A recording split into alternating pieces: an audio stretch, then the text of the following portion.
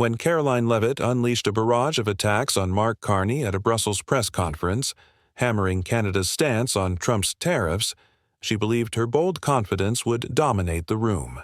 But in a masterful counterstrike, Carney turned the tables, leaving the entire press corps stunned. Before you dive into this electrifying showdown, share in the comments which corner of Canada you call home.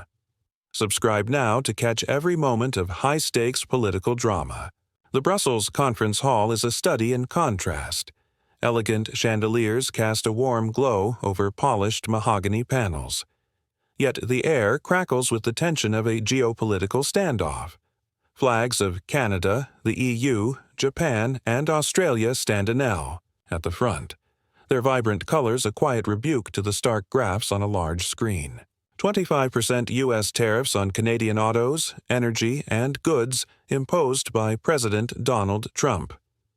The international summit convened to forge a unified response has just adjourned, and the room hums with anticipation. Prime Minister Mark Carney, his Navy, suit impeccable, moves toward the exit, his face a mask of calm, but his eyes scanning the crowd. His mind churns. Years as a central banker have taught him to anticipate ambushes, and he senses one coming. Karoline Leavitt, White House press secretary, strides to a podium, her heels clicking sharply on the hardwood floor. Her posture radiates confidence, a young firebrand embodying Trump's America First ethos. Microphones cluster around her and camera flashes pulse like a heartbeat. Journalists from CBC, Global News, CTV, Toronto Star, Breitbart, CNN, Fox News, The Wall Street Journal, and Axios lean forward, notebooks poised. Political aides from the EU, Japan, and Australia linger in the wings, their hushed conversations punctuated by glances at the podiums. The atmosphere feels like a courtroom before a verdict. Leavitt's voice slices through the murmurs, crisp and unrelenting. Let's be clear. Canada's response to President Trump's tariffs is a futile gesture from a nation that's little more than America's economic shadow. Prime Minister Carney's Canada First campaign is a hollow slogan, a desperate attempt to rally a country that depends on our market for survival. If Canada finds our 20-front tariffs on your cars and oil so burdensome, perhaps it's time to consider a simpler solution, becoming the 51st state. The room erupts in a cacophony of gas and scribbling pens. A Breitbart reporter nods vigorously, his pen racing across his notebook while a CBC journalist's eyes narrow, her jaw tightening. An EU aide whispers to a Japanese colleague, their expressions a mix of surprise and disapproval. Carney freezes mid-step, his hand brushing the edge of his suit jacket. For a fleeting moment, his mind flashes to the stakes. A Canadian election looms, and every word he utters will be dissected from Vancouver to St. John's. He turns, his movements deliberate, and steps to his podium. Adjusting his tie, he meets Leavitt's gaze with a calm that belies the storm within. Miss Leavitt, Canada isn't here to replace the United States. We're here to protect our people. Let's stick to facts, shall we? His voice, measured and resonant, carries the authority of a man who once studied global markets. Our trade partnership has enriched both nations for decades. We supply 20% of your oil, 70% of your uranium, and power your cities. But if America chooses coercion over cooperation, it will come at a cost. The room shifts, a subtle twist in the narrative. Carney's restraint disarms Leavitt's aggression, forcing her to recalibrate. He presses on, his tone firm but diplomatic. If the United States wants to play the bully, be prepared to pay the price. Canada is not just a market. It's a nation united. From coast to coast. A CBC reporter seizes the moment, her voice cutting through the buzz. Prime Minister, how has Canada first united our provinces in this crisis? Carney nods, a flicker of pride in his eyes. It's brought premiers together. Alberta's oil workers, Quebec's manufacturers, Nova Scotia's fisherers, all aligned to defend our jobs and sovereignty. The First Minister's conference isn't just a meeting. It's a commitment to our people. The Canadian journalists break into light applause, their notebooks momentarily forgotten. A CTV reporter exchanges a glance with her global news colleague, their pride palpable. Leavitt's smile tightens, her confidence dented. She grips the podium, her knuckles whitening. A Breitbart reporter jumps in, his tone eager. "Miss Leavitt, can Canada really withstand President Trump's economic pressure?" Leavitt leans forward, her voice dripping with certainty. "No, Canada's economy is tethered to ours." Carney's posturing won't change that, but the room's energy has shifted. A Japanese aide whispers to an EU counterpart, their eyes fixed on Carney. The applause lingers, and Leavitt's bold opening has lost its edge. She glares at Carney, her mind racing for a counterattack. Leavitt regains her composure, her voice rising with renewed venom. Canada's retaliatory tariffs on American bourbon, steel, and agriculture are a weak jab at best. You think you can hurt the U.S. economy? Laughable. And this talk of pivoting to new trade partners, Europe, Asia, China, it's a fantasy. America doesn't need your oil, your uranium, or your electricity. We can source them from anyone else, anywhere, anytime. The Breitbart reporter smirks, scribbling furiously while a CNN journalist raises a hand, her tone measured. "Miss Leavitt, how exactly will the U.S. replace Canada's oil supply so quickly?" Before Leavitt can respond, Carney interjects, his voice a calm blade. "Let's talk numbers, Miss Leavitt. Canada supplies 20% of America's crude oil piped directly to your refineries in Texas and the Midwest. We provide 70% of your uranium, fueling your nuclear plants and our hydroelectric dams power cities from New York to Michigan. Without us, your factories don't just slow, they stop." He pauses, letting the data sink in, his eyes locked on Leavitt's. "As for our response, we've redirected oil and gas exports to the EU and Asia. Japan's imports from Canada are up 15%, and European. Ports are receiving our shipments as we speak. Your refineries, they're scrambling. Gas prices in the U.S. have climbed 10% in weeks, and consumers are feeling it." A twist ripples through the room. An EU reporter stifles a chuckle, her notepad lowered as she watches Leavitt's reaction. Leavitt's face flushes, her confidence cracking. "That's temporary," she stammers, her voice less certain. "The U.S. will adapt, and Canada will be left begging." But the room disagrees. A global news reporter, her voice steady, asks, "Prime Minister, how does this oil redirection impact Canada's economy?" Carney's response is swift. "It strengthened us. Our trade diversification protects jobs." 60,000 in Alberta's oil patch alone. The Canada First strategy isn't just about survival. It's about thriving. We've negotiated new deals with Europe and our ports are busier than ever. The Canadian journalists nod, their pride swelling. A Toronto Star reporter scribbles, her pen moving with urgency. Leavitt tries to rally, her voice sharp. "You're bluffing. Canada's economy can't handle this. Your people are already struggling with higher costs." A CTV reporter, her brow furrowed, interjects unexpectedly. "Prime Minister, Canadians are worried. About rising prices, groceries, rent, gas. Can you assure us these tariffs won't hurt families?" The room quiets, the questions striking a nerve. Carney's expression softens, his mind racing. He knows every Canadian watching will judge his answer. "It's a fair concern," he says, his tone earnest.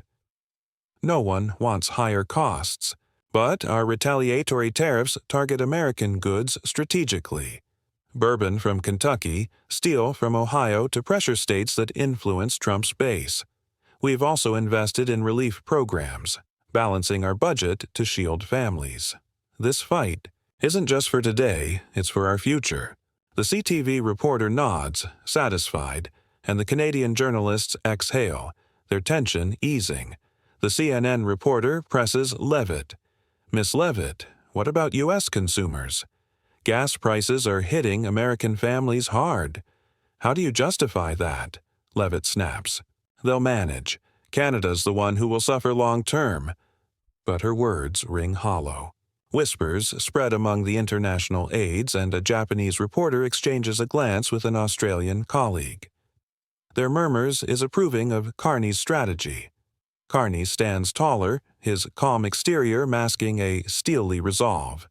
He's gained ground, but Leavitt's next move looms, her eyes burning with determination.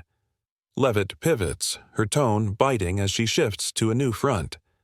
Let's talk defense, Prime Minister. The United States subsidizes Canada's security through NATO, spending billions to protect your borders, while Canada contributes a fraction. You rely on our military might, and you know it. If you can't pay your share, maybe it's time to rethink your so-called independence. The Fox News reporter jumps in, his voice eager. Miss Leavitt, is the 51st state idea a serious proposal from the Trump administration? Leavitt smirks, leaning into the provocation. It's an option for a country that wants to keep leaning on America's protection without pulling its weight. Carney's eyes narrow, a flicker of indignation crossing his face. He grips the podium, his knuckles whitening, but his voice remains even, laced with conviction. Miss Leavitt, Canada is a partner, not a colony. We've stood shoulder to shoulder with the United States in Afghanistan, Ukraine, and countless peacekeeping missions. Our NATO contributions are significant. Per capita, we outspend many allies. And let's not forget our role in the Arctic, securing North America's northern flank, a responsibility the U.S. relies on heavily. He leans forward, his gaze unwavering. We don't owe you a debt. We share a mission in Canada, protects the ideals of freedom and cooperation that America once championed. A twist electrifies the room. Carney's words ignite applause from the Canadian journalist, joined by a smattering of EU and Australian reporters.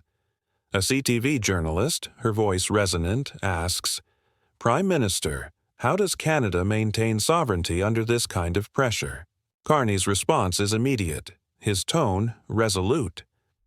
By standing firm, our history from Vimy Ridge to our pandemic response shows we don't bend to threats. The First Ministers' Conference has united every province from British Columbia's forests to Newfoundland's shores in defense of our sovereignty. That's our strength. The applause swells, and an Australian aide nods to a Japanese colleague. Their murmurs a quiet endorsement. Leavitt, visibly rattled, tries to recover. Canada can talk tough, but when real threats come knocking, don't expect America to guard your borders for free. The room quiets, her words carrying a menacing weight. An Axio reporter, his tone probing, asks, Prime Minister, how do you respond to the claim that Canada's defense relies on U.S. goodwill? Carney's jaw clenches, but his mind is sharp, drawing on decades of navigating high-stakes negotiations. Goodwill goes both ways, he says. Our joint NORAD operations protect both our skies. Our intelligence sharing stops threats before they reach either border. Canada's not a freeloader. We are a fortress, and we hold our own. The Axio reporter nods, murmuring, Fair point. A subtle twist that stings Leavitt further. The Canadian journalists exchange glances, their pride deepening, while the international aides lean closer, captivated by the escalating duel. A Japanese reporter breaks the tension, her voice clear and deliberate. Prime Minister Carney, can Canada lead a trade alliance to counter these U.S. tariffs? Or is this just rhetoric? Carney seizes the opportunity, his voice steady, but infused with purpose. It's not rhetoric, it's reality. Canada is building a free trade network with the EU, Japan, and Australia. We've increased oil exports to Japan by 15%, and our ports in Vancouver and Halifax are shipping gas to Europe at record rates. Just yesterday, Canada signed a memorandum of understanding with the EU to expand energy and uranium exports, ensuring our resources power the world, not just one nation. A twist shifts the momentum. Leavitt's eyes widen, her composure cracking as Carney's revelation lands. "That's a pipe dream," she scoffs, her voice strained. "Canada leading an alliance. You're too small, too dependent to challenge America's dominance in global trade." But her bravado falters, drowned by the room's shifting tide. A CBC reporter, her tone firm, asks, "Prime Minister, how are Canada's provinces united in this global strategy?" Carney's response is unwavering. From British Columbia's energy hubs to Quebec's aerospace sector, our premiers are aligned. The First Ministers' Conference has forged a plan to protect 100,000 jobs and grow our global reach. We're not isolated. We're connected from the Pacific to the Atlantic. The Wall Street Journal reporter turns to Leavitt. His question pointed, "Miss Leavitt, does Canada's pivot to markets like China raise concerns for the U.S.?" Leavitt snaps. Canada's desperate, grasping at straws. They'll regret betting against America's economic might, but her words lack conviction. An EU aide whispers to a colleague their nod signaling approval of Carney's strategy. A global news reporter presses Carney further. "Prime Minister, what about the costs at home? Canadians are worried about rising prices. How do you balance this?" Carney's expression softens, his voice empathetic. "It's a challenge we're tackling head-on. Our budget includes tax relief for families and subsidies for small businesses. These trade deals secure our future, ensuring our kids inherit a strong Canada." The Canadian journalists nod, their concerns eased, while the International AIDS Exchange approving glances. Leavitt's attacks grow frantic, her voice rising. "Carney's deals won't save Canada. Your economy is too weak to stand alone, but the room's energy has shifted decisively." A Japanese reporter scribbles furiously and an Australian aide murmurs to an EU counterpart. Their whispers a quiet endorsement of Carney's vision. Carney stands poised, his calm exterior belying the fire within, ready for the final confrontation. Leavitt, sensing her grip slipping, launches a final assault, her voice laced with desperation. Carney selling Canada out to Europe and China, dressing it up as strength. Your economy is crumbling. Rising costs, job losses, a nation on edge. Canadians will pay for your reckless policies, and soon you'll be begging for talks with President Trump. An Axio reporter, his tone neutral, asks, "Miss Leavitt, is the U.S. open to concessions in these trade talks?" Leavitt doubles down, her voice defiant. "No.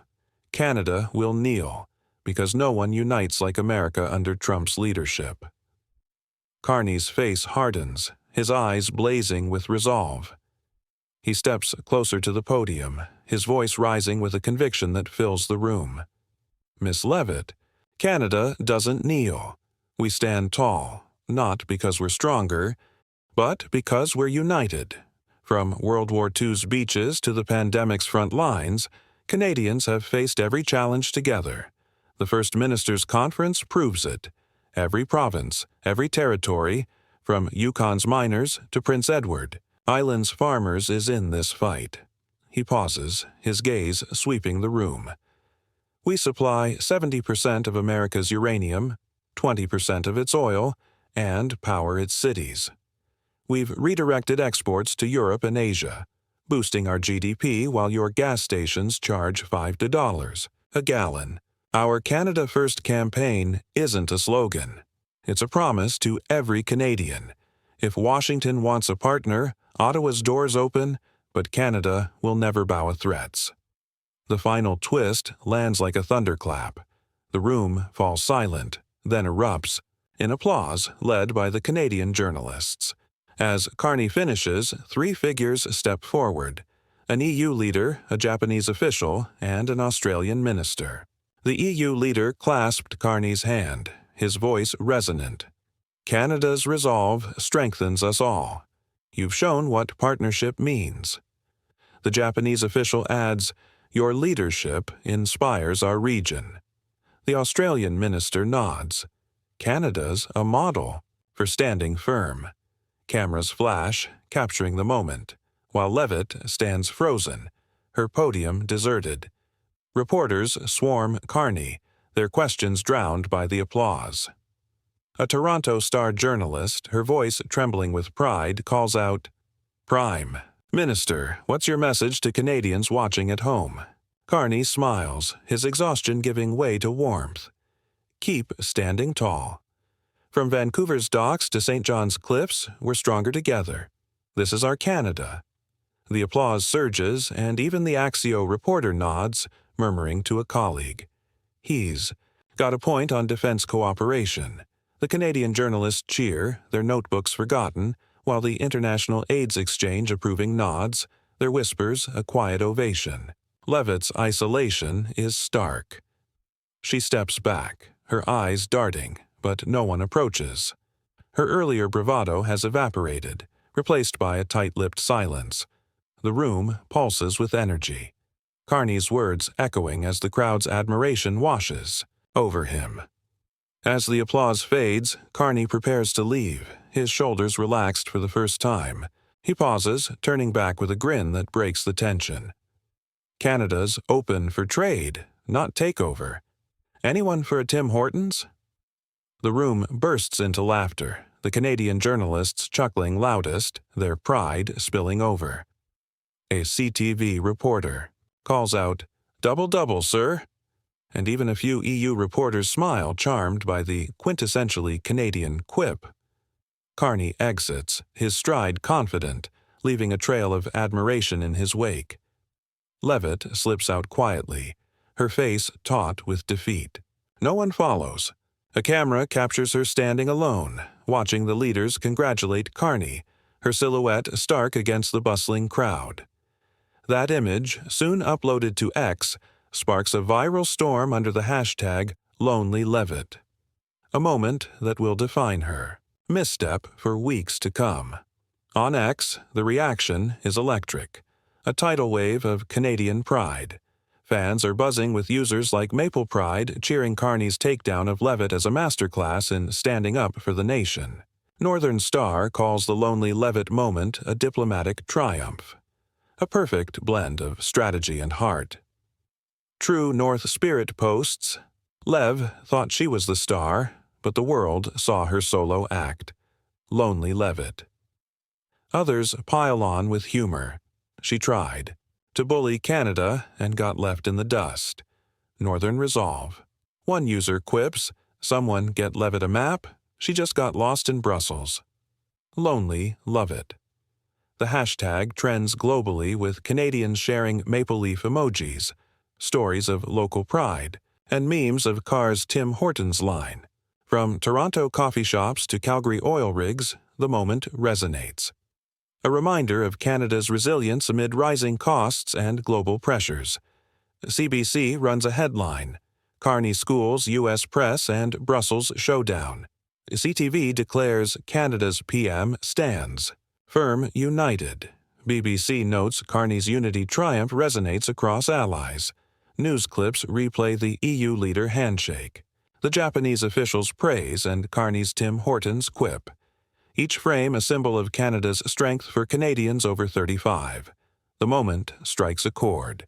Rising grocery bills and rent are real, but Carney's resolve offers hope. A vision of a nation. That endures. If you're proud of Canada, impressed by Carney, or just love a good showdown, comment Canada below.